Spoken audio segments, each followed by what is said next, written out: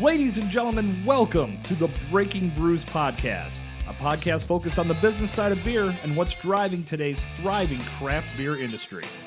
Whether you're one of the thousands of people making craft beer what it is today, or just love great beer and want to know more about it, this show is here to cover everything from sales, marketing, branding, culture, and much, much more. The Breaking Brews Podcast delivers real-life scenarios and experiences from industry professionals that will help your beer knowledge evolve. To tap into more great beer content, visit breakingbrews.com today. And now, the moment you've been waiting for. Let's get this session started.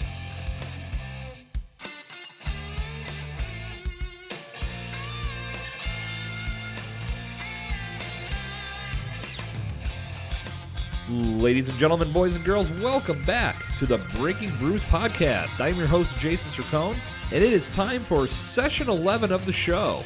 If you haven't done so already, jump over to iTunes/Apple Podcasts, drop a quick rating and review, let me know how I'm doing with the show, and help the podcast find the ears of more thirsty beer enthusiasts and beer professionals just like you.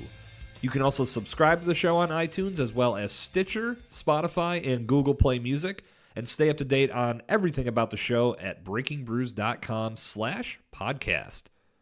All right, today, session 11, we are going to Olean, New York, which is about 20 minutes from Bradford, Pennsylvania, or south of Buffalo, New York, to visit 4 Mile Brewing. And I go one-on-one with Jaye Beattie, who is the co-founder and vice president of the brewery. We're going to learn a brewery in a small community. 4 Mile is the first brewery to hit Olean since the Prohibition era. They are coming up on their 4-year anniversary in early May of 2019. If you are in the area of Olean, New York, you should check them out on May 4th. They're going to be doing some fun stuff for their anniversary. It is Kentucky Derby Day, so they're going to be doing a derby party with mint juleps. They're also going to be releasing 2 new beers that day, Tropical Wheat and South Pacific IPA. So definitely some reasons to check them out. Happy 4-year anniversary to 4 Mile Brewing, and cheers to many more years to come. It's funny, I moved away from Bradford almost 20 years ago at this point, which is just crazy to think about. And when I went up to visit Jay at the 4 Mile Brewery, I drove through Olean, and it was really cool to see all of the changes and developments that have taken place in Olean. There are a lot of success stories across the country about craft breweries coming in and revitalizing certain areas of the world and driving people to that area to check out the brewery. But in that, it also leads to more businesses finding it desirable and advantageous for them to set up their businesses in that same area. And you can watch how the community expands and grows and thrives, all from the results of a solid business like a craft brewery setting up shop. I learned from talking with Jay that Olean was already in the process of doing a lot of revitalization, and it was great for them to join the party when they did in 2015, because they were able to of Olean's continued revitalization. And I learned from Jay, they've had a lot of folks coming in from the Buffalo region and beyond. And it's really cool to see people flocking to a brewery like that. He told me that they took a lot of pride in educating the consumer base in Olean about craft beer. There was some craft beer already available in Olean, obviously not being brewed there, but people could purchase it. But it was still a relatively unknown commodity until 4 Mile came along, and they got a lot of people hooked on their Allegheny IPA and a lot of the other IPAs that they offer as well. And you guys, if you're in the area, you need to go check them out. If you want to connect with 4 Mile Brewing online and learn more about their story, you can do so at 4milebrewing.com. You can also follow them on Twitter, Instagram, and Facebook at 4 Mile Brewing on all 3 of those networks. With that, I am going to step aside and let you guys dig in to session 11 of the Breaking Brews Podcast with Jaye Beattie of 4 Mile Brewing. Enjoy.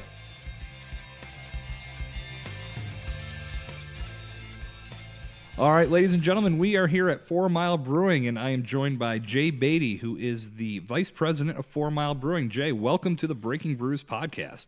Jason, thank you for having us on Breaking Brews. We appreciate you thinking of us and choosing our location. Absolutely. No, being a Bradford, Pennsylvania native, this place has always been close to me, at least, and not so much in proximity anymore, living in Pittsburgh, but try to make it over here whenever I visit my folks in Bradford, and you guys have a great setup here. So today we want to talk to you about opening a brewery in a smaller community. For those that aren't near the New York, is about an hour-ish outside of Buffalo, still in the western New York realm or area.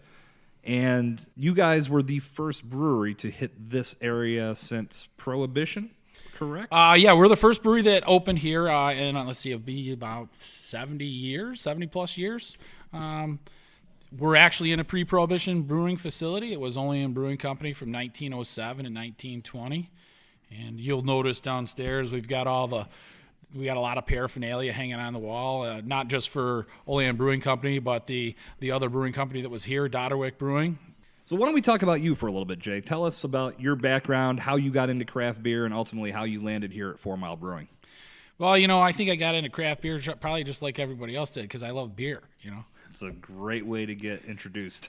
Me and my one of my partners, we were getting together on the weekends and fantasizing about making beer and brewing beer and drinking beer, and we were always sampling different beers and talking about what we liked about them and what we liked, some that we didn't like, and just enjoying the process. And that led to us brewing in the basement and doing that for many years, and I think that was a neat and fun thing. I've talked to so many people that have gotten their start in the same capacity, which is fantastic. So let's talk about the 4 Mile Brewing brand. So give us some background on when you guys opened your doors, what was the inspiration behind your name, your brewing system, how much beer you guys are producing. Let's hear all about it. Well, 4 Mile Brewing started on the 4 Mile Road. We were basement brewers, just a couple guys liking beer, and can kind of expand it out from there. I also personally managed the first craft beer bar in town. It was Breadsticks Cafe. There was over 20 taps in there before craft beer was popular, and we'd get together and have little events down there with some of the Homebrewer Association members, and it was a good time. What beers did you guys have on tap? Because I'm thinking this is probably mid-2000s around the time you were managing that place. Yeah, you're talking early 2000s, okay. Even mid to early 2000s. Yeah, around there. A little before the big boom that we're seeing now. Yeah, we actually we had Roosterfish. The Firehouse Red was on down there. We had some Lagunitas that was in there. Stone. Okay. Trying to think here. Oh, Three Heads Brewing was one of the first. Closer proximity-wise brews that we brought in down there, and we had their Java Stout. You're really testing my memory right now. How am I doing? Pretty good. You seem to be running down pretty well. Yeah, that's cool. I know. Being from Bradford, PA, I had moved from Bradford really nothing in regards to craft beer, and when I came over to Olean, I never encountered your guys' play. I never encountered Breadsticks Cafe. So even over here, I know that I would go to Tops and there'd be a few beers on the shelf that I didn't recognize. But yeah, it really wasn't until I got to Pittsburgh where I started going to bars that were featuring this stuff all the time. It was like, wow, I could have really done some damage back in the homeland if I would have known this stuff existed. For those that don't know, Olean, New York is about an hour outside of Buffalo, still in the western New York area. So. Yeah, we're actually in a pre-Prohibition facility. It was the Olean Brewing Company from 1907 to 1920. And the building itself has a rich history in beer in our city, and we instantly fell in love with the building. After Prohibition, it was Sanzo Beverage, which is our local distributor. It was their warehouse point from the 1930s into the 70s. And then it kind of became a couple other things, but these buildings were vacant for probably over 10 years before we bought the buildings. Did you face any major obstacles in regards to the startup process? And we'll get more into your community acceptance here as we go deeper in the show, but were there any big hurdles that you guys had to overcome when you were getting the ball rolling? Oh, there's a lot of hurdles, like coming up with our business plan and securing our investors, and the whole process was was a challenge, and it took several years to get off the ground, but well worth all the time and effort that it took to get things rolling. But in general, the city was very accepting of the idea. We were, it was a new look at what we could do in the city, and I think we've had tremendous amount of local support from the county on down to the city level. Do you specialize in any kind of particular beer style here, or do you guys like to try different things? Well, we make a lot of different styles, but we do have a reputation for making IPAs, and we've kind of separated ourselves into, hey, we make West Coast style IPAs, and we'll throw in one of those New England styles here and there, but we're a bunch. We make a bunch of West Coast style IPAs, and it's we found a niche in our identity there. I could be speaking out of turn because I'm not officially from Olean.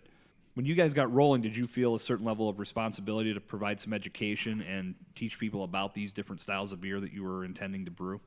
Well, I think for the most part, it was a little scary adventure. We were making these IPAs, and a lot of people in the community. There was definitely people drinking IPAs, but I would think that the mass population was unfamiliar with IPAs and different craft beer styles. So it's a little bit of us learning from them and them learning from us a little bit.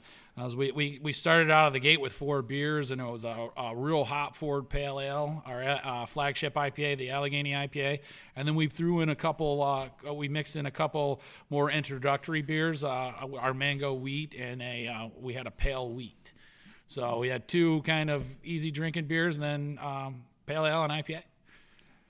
I have to think, and you, obviously having lived through this, the idea of opening a brewery in a community that really doesn't have I want to say a strong foundation of craft beer, might have a little bit of knowledge, but you really aren't seeing it as a prevalent beer choice. Was this an intimidating move to say, like, damn, we're going to do this and we're going to bring craft beer to this community and we're going to change the game in many respects regarding beer? Well, I think it's always a challenge, and there's a lot of unknown there. You don't know what the reception is going to be in the public towards the beer, and first of all, there's a big daunting responsibility to make consistent, really good product too. And coming from the basement and moving on to a 15-barrel system was just as big of a challenge for us as it was for people to kind of explore and accept some of the products that we came out with. We look back now, and it's amazing where we started, where we started to where we are right now, both for us and for what people are choosing to drink of our product profile. When we first started, the pale wheat, which was it was a really good beer, just an easy drinking wheat beer. There was not a lot of hop substance to it, and it was it went over well in the community at 5%, and it was our number 1 selling beer on draft. Now our number 1 selling beer in the community is Allegheny IPA. So it shows you the progression. Yeah. In fact, we don't even make pale wheat anymore. Oh, no kidding.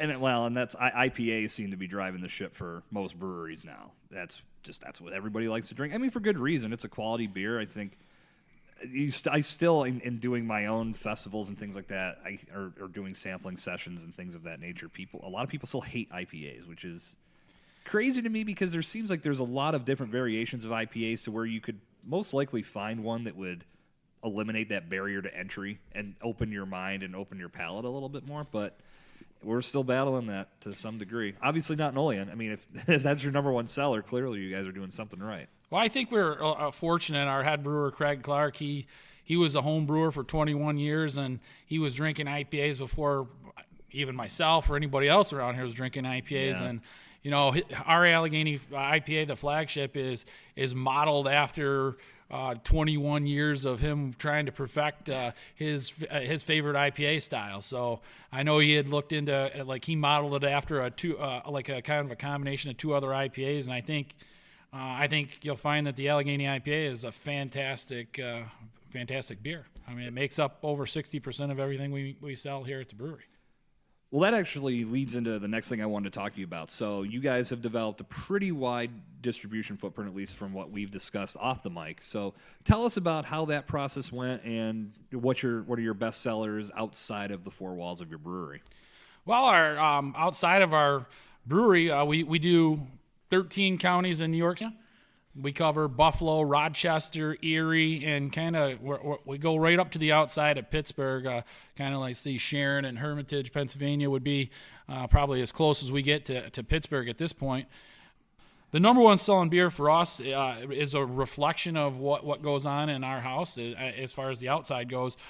The Allegheny IPA is our number 1 selling product overall, not just inside our own four walls, but also outside in the market. It's a beast for us. It's over half of everything that we make in the building. Now, as far as other styles go, our Polynomial Pale Ales are our number 2 selling beer. We've got, we're doing really good with the new seasonal line that we have out, and we've had a lot of success with pretty much any of the brands that we put out. So in driving to the brewery to meet with you today, Jay, I drove through the main part of Olean, which I haven't done in a long time. You guys got traffic circles. You've got it seems like it's leveled up. Yeah. Olean has taken some great steps forward. And I've heard success stories from across the country where breweries coming to town play a tremendous role in helping in and adding some new life to town. It gives people more reason to come into town, and it brings in more tourism. How has that helped you, or how have you guys been able to help the Olean community in that capacity? Well, I think that the Olean revitalization project was underway before we got into the game here. And we've been very fortunate that the city has been behind the project. I think 4 Mile has played a nice role in the revitalization process in Olean. I mean, by no means are we the catalyst, but the city has been, the roundabouts and things that have gone into the city they're designed to draw people into the town, and designed to bring in storefront businesses and help the restaurants and the food industry survive downtown. And we're working towards getting ourselves to become a tourist destination point. We also have some really good industry here that are very community involved, like Siemens and Alcas. And I think that we're working on some things that you might see in the future with a potential collaboration with K-Bar Knives, which is made at Alcas. Mm-hmm. They make Cutco knives, if you're not familiar. And you're going to see a little collaboration beer with 4 Mile and Cutco here in the future. So I think the business being involved in the community to help further the community goals, and we're just one piece of that puzzle. That's great. No, it really, like I said, coming through town, it was a little different from what I remember the last time, and it's great to see a lot of things changing. And if you guys are helping drive that change, it just makes it all the better. All right, you guys, you've heard me talk about it on the show multiple times before, and it's only because I truly believe it's the ultimate way to connect with your customers. Social media is what drives our world today. It's how we learn, it's how we communicate, it's how we stay connected with friends, family, and brands we love. With more and more people relying on platforms like Facebook, Instagram, and Twitter to discover new brands every day, it's not only important to build your presence on these networks, it's critical. Are you looking for a better way to attack your social media efforts? Do you need help developing a plan that will help you maximize your initiatives? Do your current strategies need a shot in the arm? If yes is your answer to any of these questions, it's time to get your jumpstart. Check out the Breaking Brews social media jumpstart and discover an easy way for us to join forces and take your business to the next level. From a complete analysis of your current presence to an intensive strategy session designed to set your plan in motion, the social media jumpstart is a great way to build a foundation that will lead to long-term results. For more information, check out www.breakingbrews.com/jumpstart. When you guys first made the decision to open your brewery, what was the initial reaction? And I ask this because there are some communities that still balk at the idea of having a brewery, and a lot of these communities don't understand what they're getting.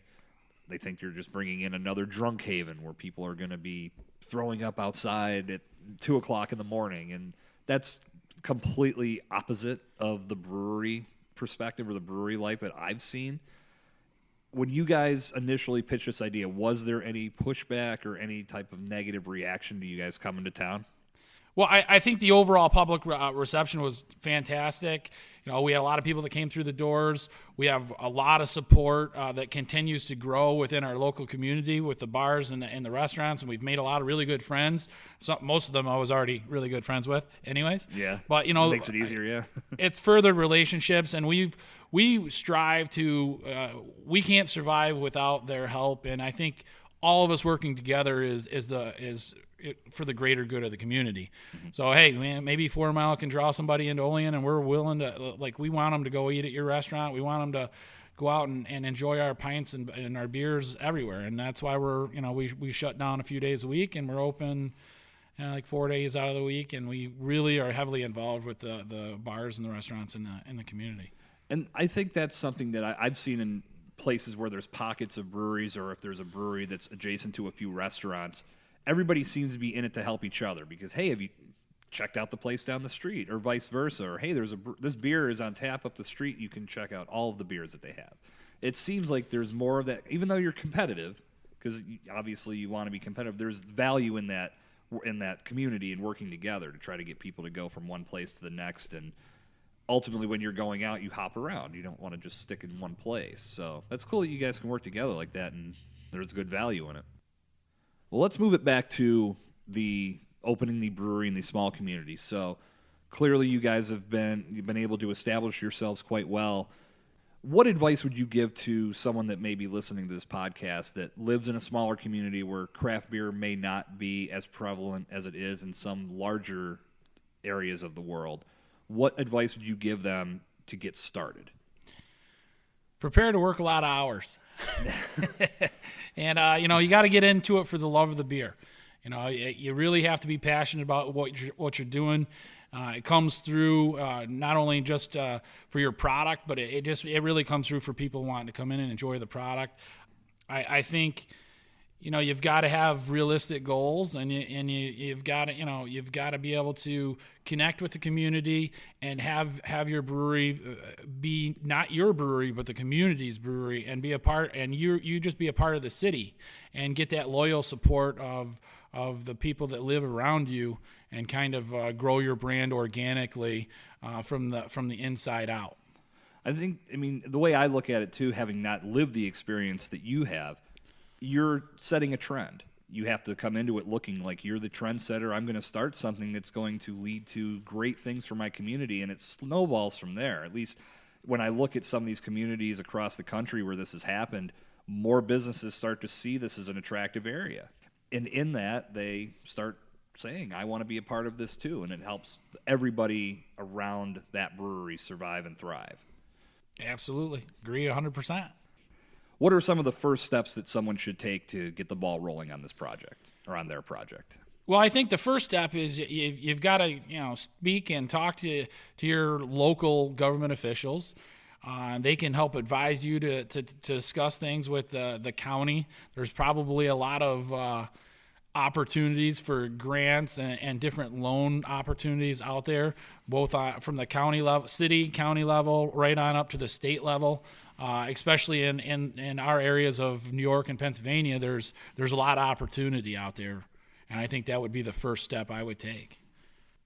So a brewery in a smaller community, like we said before, there may not be that strong presence of craft beer, so initially setting that trend and coming in, I think a brewery is going to have to do a lot of due diligence to educate their consumer base. So how did you guys go about that here at 4 Mile? We kind of open the doors and let people sample the products, and I think it really comes from a willingness for people to think outside the box. So, we're fortunate enough to be in a community where people were willing to come in and try our craft beer. And you know what happens when you start drinking IPAs? Even if you don't like them, they start growing on you. And next thing you know, I can't tell you how many times I've heard from people here, thanks, you've ruined me from ever drinking Miller Lite or Bud Light. And I go, you know what? That's what we're here for. I got that exact call from my dad once, and he still will drink domestic beer. He's a big fan of Labatt Blue Light. He usually has that in the fridge, or Mick Ultra, things like that. But the first beer I ever gave him was a Fathead's Headhunter. Love that beer. It's one of my favorites. That's why I was drinking it, because it's been at the top of my list for a long time, or near the top of my list for a long time. And he took one sip, and it's like, wow, my God, how the hell do you drink this?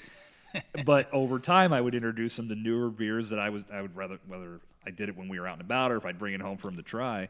He got to the point where these were beers that he was enjoying, and it's just like anything else. Practice makes perfect. Oh, I remember even thinking about to myself, the first time I ever drank a Southern Tier IPA, I was like, I can't drink this.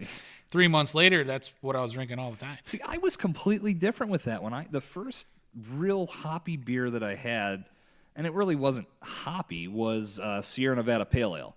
More in that family, but it wasn't aggressively hoppy. But I remember the first sip I had, I was like, holy shit, that's freaking good. Like, there's some serious flavor here. And Absolutely. And that made me seek out more beers of that style. So then I started finding more IPAs. And Headhunter was one of the first. Rogue Dead Guy was another one in that list. So there's a lot of these base beers base beers for me, at least in my foundation of the beers I love. And I've never deviated from the IPA. That's always been my go-to. And you guys make the West Coast style here, and that's the style I still enjoy. I know New England's are really strong and popular right now, and I love those too. But at the same time, I'll take a West Coast over those any day of the week. Yes, go west, young man. Go north or go east, and then drink west. Is there a particular reason why you guys haven't ventured into that style? Well, I think for us, it's we're focused on making our West Coast style IPAs. We're doing very well with our Polynomial Pale and our Allegheny IPA and some of the other ones that we've come out with. We do fantastic with them, and for us, it's working. So we're not really in the race of chasing this New England style trend. Hey, believe me, I love them, but we have our own identity, and we're kind of saying, hey, this is who 4 Mile is, and we want to be a little bit different. Well, I mean, I think that's important too, because that helps you stand out, especially as you penetrate other markets. You've got a product that people can look to, and it's not in a row of 20 other hazy styles. You guys are going to stand out from that. And I still think, because the West Coast style came first, I still think there's a lot of the experienced beer drinkers that have been drinking these beers for a while, they're going to go back to that style. If it's a good quality product, they're not going to avoid it. I think that there's opportunity for both styles in the market, and there's a good place for both of them, because they appeal to two different types of drinkers. And it's nice to have a really good IPA on both sides of the fence. What are your thoughts? And that there's really no right or wrong answer to this, but I've heard, and I've even said it a couple times, that when you think of the hazy IPA, they're soft. They're a little bit more approachable than the West Coast style because they are less bitter. Some people have said that it's a gateway beer to get you into IPAs, but to me, it seems like it's almost two different sides of the spectrum with that style, because your soft and juicy beers are way different, even though they're both hopped to the hilt, and you've got a lot of the qualities in both. But at the end of the day, the product is a little different. Do you feel that this is something that could gateway a person from I hate IPAs to ooh, this one's good, now I'll drink a West Coast? I'm a little lost on that one. I don't know if there's any correlation between the two. I think a well-made West Coast IPA is going to have balance, and being able to hide the bitterness so you really don't perceive a lot of it is one of the ultimate goals of a West Coast IPA. Yeah. The New England styles are a little bit, I guess you could say that the popular term juicy, whatever that means. But I think that here's the thing: they're both really good, and I don't know if there's any correlation between drinking a hazy IPA that you might like or dislike or grow to like a West Coast style IPA. There might not even need to be, right? No, there doesn't need to be. No. I think you can enjoy them, and I don't think there's a whole lot of correlation between the West Coast and the East Coast and whether people are going to drink one or the other. I think it just boils down to the whole, is it good? Is it good, and do I like it? Right. It's the old KISS thing. Keep it simple, stupid. I was gonna say, sometimes we overcomplicate this shit just so we can have a conversation on a podcast. I think we're also in this weird rating society where you're rating stuff. Here's my rating system: is it good? Is it clean? I think we've gone a tad off track with our IPA praise. So let's try to bring this back to zero and focus back on the small town community. And in a way, I think what we've been talking about is pretty strong, because even in the smallest communities, IPAs are playing a pretty strong role in turning people on to craft beer. So before we wrap this up, do you think there's anything else that a person should be considering when they're, hey, I want to do this. I know I'm in a community where I'm setting that trend.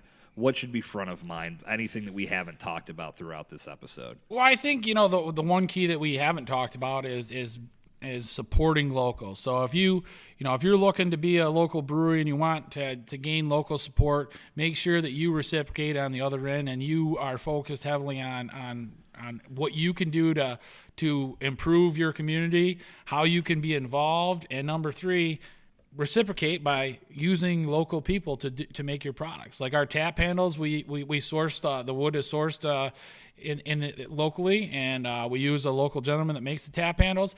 The top of the tap handles are made locally here in Olean by Pure Steel.